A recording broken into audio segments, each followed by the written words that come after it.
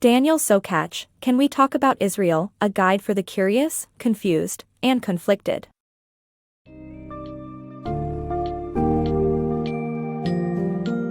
Embark on a journey through the intricacies of engaging in difficult workplace conversations with our summary of Can We Talk About Israel? Discover the 7 essential principles for effective communication as we dive into concepts such as confidence, clarity, compassion, curiosity, compromise, credibility, and courage. The book provides indispensable guidance for comprehending and handling a wide range of challenging situations at work, enabling you to transform your experience from one of doubt and unease to empowerment and success.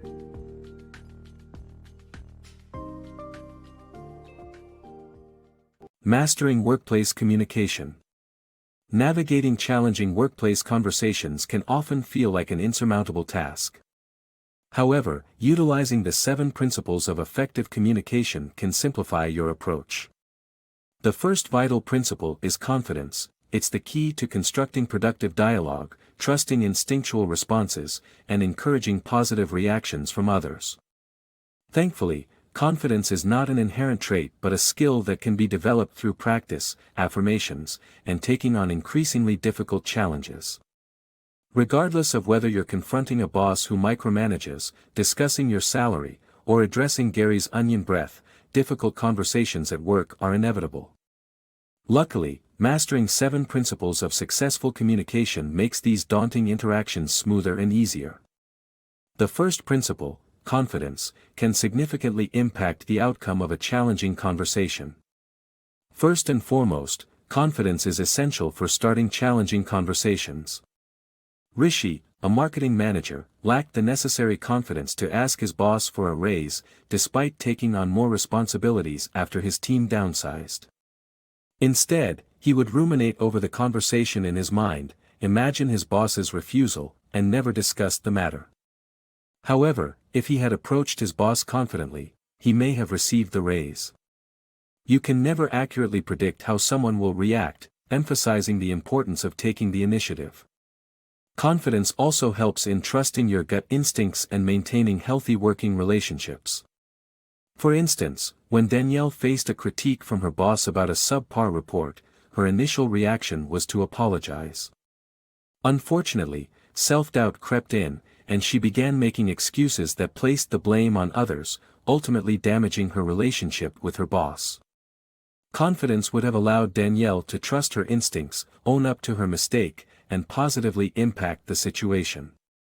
Moreover, inspiring confidence within others converts challenging requests into reasonable ones. For example, Louise needed time off for personal reasons shortly after starting a new job.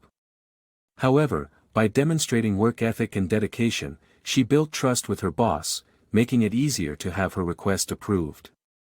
Without confidence as the foundation for your actions and words, these situations can become far more challenging. So, what if you're not confident? Should you avoid these difficult conversations altogether? Absolutely not. Confidence is like a muscle that can be trained and developed. Start by adopting a positive mindset through powerful affirmations that underline your intentions and abilities, such as, I can do what I set my mind to, I'm strong and capable, or I can rise to any challenge. Implement these affirmations daily to build your confidence gradually. Once you have cultivated a confident mindset, begin challenging yourself by initiating difficult conversations. Start with less intimidating issues and gradually progress to more substantial challenges, training your confidence muscle in the process. By utilizing the principle of confidence in your communication, you'll find that navigating difficult workplace conversations becomes far less daunting. Building your confidence is a necessary step towards mastering workplace communication and dealing with the many challenges that inevitably arise. Achieving clarity in conversations. Experiencing confusion and miscommunication at work is all too common. The solution lies in achieving clarity. Before a difficult conversation, establish a clear goal, consider the immediate steps you want the other person to take, and decide on your own risks or commitments to reach your desired outcome. Throughout the conversation, remain focused on your objective and ensure you both commit to any agreed-upon actions.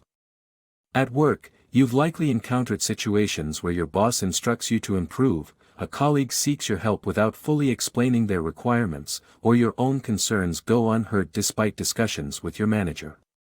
In all these instances, there's a common element, a lack of clarity about the intended outcome of those conversations. This brings us to the second of our 7 principles, clarity. When pursuing difficult workplace dialogues, clarity becomes your ultimate priority. Before initiating any conversation, consider what exactly you're aiming to achieve. Establish a tangible goal, such as desiring to collaborate more closely with a specific department, instead of merely stating a need for a more imaginative job. Additionally, think about the immediate action you want the other person to undertake following the dialogue. This could involve requesting a promotion, a shift to a new team, or gaining detailed feedback on future performance assessments. Determine beforehand the levels of risk and commitment you're prepared to make to attain the results you're seeking. This could include opting to take on extra responsibilities or transferring departments. Throughout the discussion, keep your objective firmly in mind. While you may focus on the importance of clarity, the other person might not. Should they attempt to diverge from your goal or cloud the conversation, steer the discussion back to the central objective and maintain a solid focus on the facts. Be prepared for attempts at deflection, such as personal anecdotes or attempts to shift blame to others, and respond in an empathetic but assertive manner. Remember, the conversation might not always go poorly, so be ready for positive outcomes as well. If the other party agrees to meet your goal, seize the opportunity to conclude the dialogue, establishing any necessary next steps. For instance, if your boss agrees to talk to HR about a potential transfer, secure their commitment to do so and express your gratitude for their time. By ensuring clarity in your workplace communications, you can actively avoid misunderstandings and create a more productive environment. Compassion transforms conversations. Emphasizing compassion alongside clarity in conversations leads to better workplace relationships and turns potentially difficult discussions into opportunities for connection. Develop better connections with colleagues, as a deeper connection makes it easier to show compassion, even during challenging conversations. Life is never short of challenging situations, and conversations play a crucial role in how we navigate our professional lives. Though being clear and assertive about a goal is crucial, there's another aspect that enhances the quality of our communication: compassion. Let's understand its significance through a situation between Matt, a manager, and Damien, his team member. Damien has not been performing well, and Matt tries to find out the reason. As they talk, Damien reveals he's going through a difficult personal time. Matt focuses on Damien's work performance but misses an opportunity to demonstrate compassion. Why does compassion hold such importance in conversations? Simply put, we naturally want to work with people who care about us genuinely.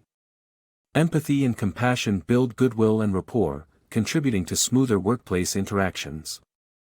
Demonstrating compassion can even transform adversarial conversations into opportunities, fostering healthy relationships in the process. By practicing compassion when colleagues make mistakes, one not only corrects the error but also sends a signal of understanding and empathy for the other's challenging situation. Being compassionate may not come naturally to everyone, but don't be disheartened. The deeper our connection with someone, the easier it will be to show compassion. To develop stronger connections, invest time getting to know your colleagues on a personal level. Shared interests and hobbies are a fantastic foundation for building professional relationships, but rapport takes time to develop. Small talk and casual conversations before meetings or during breaks contribute to cultivating better workplace connections. Moreover, pay attention to nonverbal communication. A sincere approach accompanied by proper eye contact and body language enhances the impact of your empathy, whereas insincere expressions may do more harm than good. By taking the time to develop meaningful connections and emphasizing compassion in conversations, interactions become more fruitful and can strengthen professional relationships in the long run. In conclusion, clarity and compassion work together as powerful tools for effective communication in healthy workplace relationships. By prioritizing compassion and investing time in connecting with colleagues, you can nurture an environment conducive to growth and cooperation, making difficult conversations less daunting and more productive. Embrace curiosity in conversations. To improve workplace communication, channel your inner child's curiosity by asking open-ended questions, encouraging collaboration, and guiding conversations towards your goals. But remember to stay focused and avoid unnecessary tangents. In the world of workplace communication, getting in touch with your inner child can prove to be beneficial. Of course, this doesn't mean resorting to finger painting or nap times. Instead, embrace a childlike sense of curiosity when tackling difficult conversations. Children constantly ask questions, which indicate their desire to learn and understand. As adults, we tend to form judgments more often than seeking answers. To truly grasp the situation, it's important to remain curious and ask plenty of open-ended questions. This approach not only helps you better comprehend the issue, but also conveys to others that you value their input and opinions. Encourage collaboration by asking questions like, "Why do you think this happened?" and "What should we do next?" Curiosity serves as a helpful tool when conversations hit roadblocks, as well. If a person tries to close down a topic, posing an open-ended question can revive the dialogue and steer it back in the right direction. This technique rekindles conversation while maintaining a focus on your objectives. However, be cautious of going off on too many tangents during a conversation. Straying from the topic at hand can sometimes lead to creative ideas, but there are moments when staying focused is essential. When discussions drift away from the primary goal, don't be afraid to politely steer them back with a statement like, "Let's return to the main issue and discuss our conversion metrics." By embracing curiosity and asking questions in workplace conversations, you'll foster collaboration and successfully navigate challenging discussions. Just remember to stay on track and avoid unnecessary distractions. Mastering win-win conversations. In any conversation, aiming for a mutually beneficial outcome can lead to a more satisfying result for all parties involved. To achieve this, focus on maintaining respect, clarifying the purpose of the discussion, staying flexible within negotiations, and valuing the other person's input. By adopting these strategies, you can transform difficult conversations into productive dialogues. Respect is the cornerstone of any productive conversation, whether it's a simple request or a complex negotiation. Ensuring that you treat the other person with dignity prevents the conversation from derailing due to perceived disrespect. This principle holds true even when discussing contentious matters, as people are more likely to engage constructively when they feel respected. Preparation before initiating a tough conversation can make a significant difference in its outcome. Clearly defining the purpose of the discussion and remaining focused on the issue at hand can prevent the conversation from veering off course. When making a request, articulate it as clearly as possible, specifying the desired action and timeframe. During negotiations, resist the temptation to force the other person into agreeing with you on every point. Remember that achieving a satisfactory result doesn't require complete agreement on all matters. Rather than allowing competing perspectives to become a stumbling block, find a common denominator and work towards a mutually beneficial solution. Recognizing and expressing appreciation for the other person's involvement is crucial when navigating difficult conversations. Be thankful for their feedback and opinions, listen without interrupting, and use language that focuses on your feelings rather than assigning blame. For example, say, "I feel overwhelmed by my workload," instead of, "You've offloaded way too much work onto me." If the conversation reaches an impasse, don't hesitate to take a break and agree to continue the discussion at a later date. By embracing these principles, you can transform challenging discussions into opportunities for collaboration, ultimately fostering win-win scenarios for all parties involved. Cultivating credibility. Credibility is a vital quality that doesn't automatically come with career advancement but can be cultivated. Gaining credibility involves staying knowledgeable, being consistent, and owning up to mistakes, which in turn leads to trust and better communication with colleagues at all levels. In the world of corporate growth, professionals generally experience increased income, elevated status, and impressive job titles. However, one essential quality that doesn't appear automatically, no matter how high up the ladder you climb, is credibility. Thankfully, it's a quality you can deliberately develop, even if you're just starting out or at the top of your game. Firstly, to establish credibility, you need to become well-versed in your field by staying current on research trends, industry developments, and market updates. This ongoing learning continues long after you've achieved your qualifications. For example, when attending presentations, meetings, or pitching to clients, be comprehensively informed and prepared with relevant information to demonstrate your competence and knowledge. Secondly, strive for consistency. Establishing credibility is not about performing well once but consistently exhibiting a high standard of work. This includes always prioritizing the team's success, being responsive to requests, and completing projects on time. When people can rely on you, they're more likely to view you as credible. However, even with the highest levels of knowledge and consistency, mistakes can still happen, and that's natural. The crucial part is owning those mistakes. When you refuse to take responsibility and deflect blame, all the credibility you worked hard to accumulate can instantly vanish. Instead, accept your errors, share the lessons learned, and assure your colleagues that you won't let it happen again. You might wonder why credibility is relevant when it comes to communication in the workplace. The answer is simple: demonstrating credibility in your actions builds trust in you and your words. If you're perceived as credible, your suggestions, ideas, and recommendations are far more likely to be taken seriously and receive positive responses from your colleagues. In essence, credibility is not something you gain alongside salary bumps and promotions. It is an essential quality that comes from continuous learning, consistent high performance, and seamlessly owning up to your mistakes.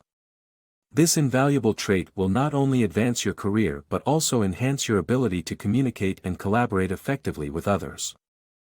Building courage in difficult conversations. The key to conquering challenging workplace conversations lies in courage. Fear of discomfort usually prevents us from initiating difficult discussions.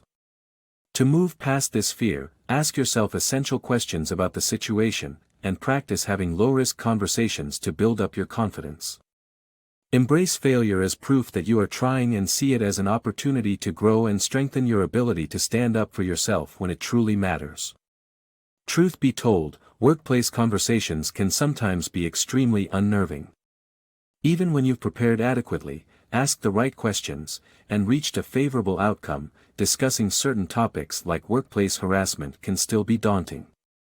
So how can you navigate these difficult conversations and effectively assert yourself? The answer lies in the power of courage. The fear of discomfort is what often keeps us from addressing essential issues. When someone takes credit for our work or slacks off at the expense of the team, we might decide to keep quiet, hoping the problem will disappear on its own.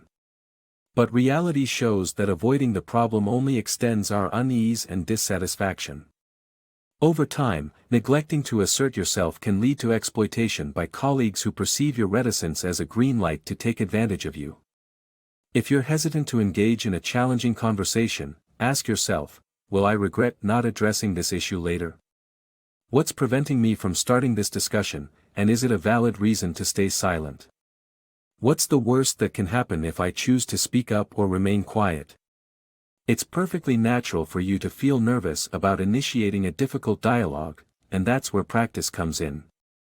Unless time is of the essence, consider strengthening your courage through trial runs of lower-stakes conversations. For example, address a colleague who takes too long to reply to your emails. Construct a concise script, refine it, and rehearse a few times before opening up the conversation. Not every low-risk conversation will result in a victory, and some may even fail. However, it's crucial to embrace these failures as they provide essential experience. Entrepreneur Alan Weiss says, "If you're not failing, you're not trying." This process aims to cultivate the courage and confidence required to assert yourself in the moments that matter most.